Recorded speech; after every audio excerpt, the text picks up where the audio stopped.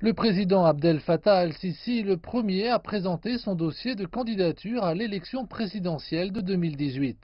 Mercredi, son équipe a soumis 175 000 signatures de soutien à l'autorité électorale, remplissant toutes les conditions, soit 5 jours avant la date limite officielle. Le président a présenté de façon très forte ses réalisations pour la première fois.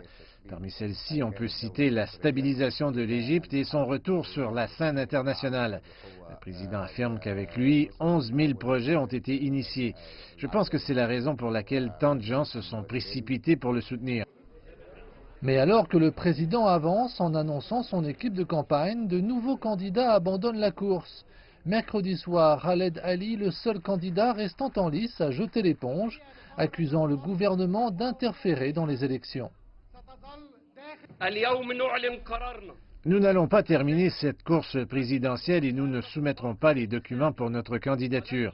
Nous ne soutiendrons pas un gouvernement qui ne se soucie que de ses désirs, que l'Égypte reste libre et un foyer d'égalité. Depuis le début de notre campagne, notre équipe a été harcelée par les employés du gouvernement. Beaucoup de nos partisans disent que leur demande visant à émettre des signatures de soutien a été rejetée. Avant Khaled Ali, 3 autres politiciens éminents ont quitté la course à la présidence.